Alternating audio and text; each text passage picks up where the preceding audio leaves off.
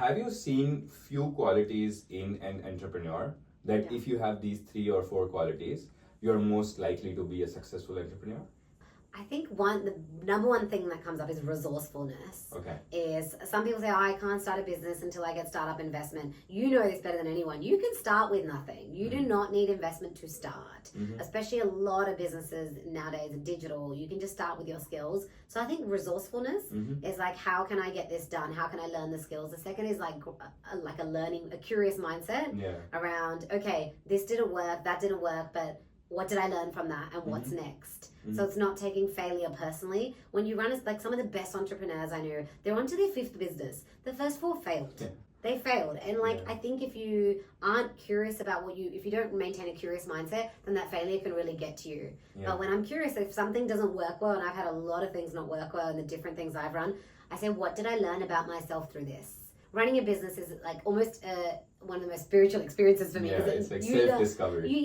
Personal growth, even if it's not spiritual, it's like personal growth because you learn so much about yourself because the buck stops with you. Yeah. You can't point to a boss. Yeah. If you don't meet the revenue or you don't get your customers aren't satisfied, you have no one to point to. You can't say it was somebody else, or I'm sorry, I'll revert to my boss. You have to take radical accountability for the results. So it means that you have to learn a lot about yourself on the journey. So that resourcefulness, the curiosity, risk appetite. Yeah. One thing I've realized is there is risk. Yeah. And you have to sit with that risk and be okay with it. Yeah. The risk appetite, sometimes it's about understanding that you might have to give up a lot of things. And for good reasons. Sometimes I feel like women are like, well, hang on, I need job security. I need this. I want that. So there is that reason that sometimes I feel like women don't enter as much into accelerator programs specifically. I think that risk appetite's really important. And it's important for startups, it's important for investing.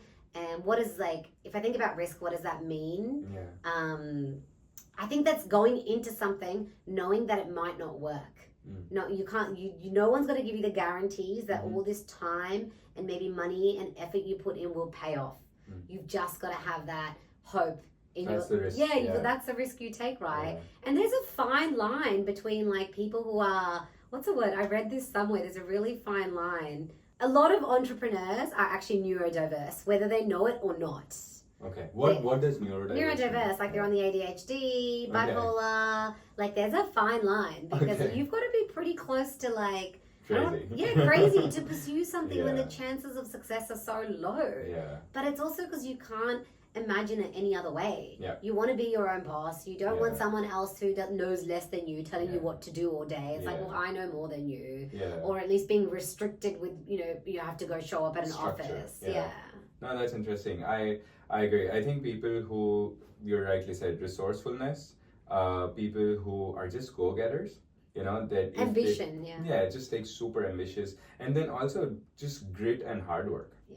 I think those things are necessary. Because I know so many, what do they call, lazy ambitious people? Yeah. That they want a lot from their life, but they're just not ready to put in the work or put in the hours, and then complain about why they are not getting what they're getting. It's a lot of hard work, and if I think about it, our whole lives, our whole schooling system has conditioned us to get external permission and to set goals from an external person. Yeah. So what I mean by that is when we go to school our whole lives, it's our teachers that tell you when assignments are due, and so very early on we get conditioned for someone external outside of ourselves to set what is due, what is the workload. So first it's schooling, right? Yeah. And then it's university. Same, you have assignments due. If I ask anyone, do you want to write a book? A lot of people have thought to themselves, I want to write a book at some stage in my life.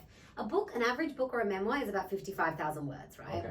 That is how many words you write in a year of university based on all of your assignments. It's actually, you write more. Okay. Each assignment, 3,000 words, roughly you do 3 per subject, so you can do the math. What's interesting is how do you get 55,000 words written in a year? It's because your professors and your university schedule requires it of you.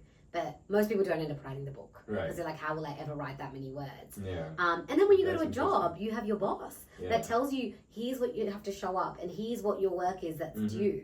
So when you become an entrepreneur, there is no one else to tell you what to do anymore. And there is no one else to be like, hey, by tomorrow, by the end of this week, you need to have done outreach to 1,000 potential customers. Yeah. And it's hard because you are conditioned your entire 25 years prior to that, depending on when you start, or 20 years, to have the goals imposed on you by someone else, the outcomes imposed on you. Yeah. So when you're an entrepreneur, you have to take that radical accountability and set your own targets and goals and then achieve them. And then when you achieve them, there's no one around there to be like, shabash. Yeah, good job. You have to give yourself a pat on the back. You're like, oh, I did it. No one noticed. Yeah. We'll keep doing it. Yeah, next go. Yeah.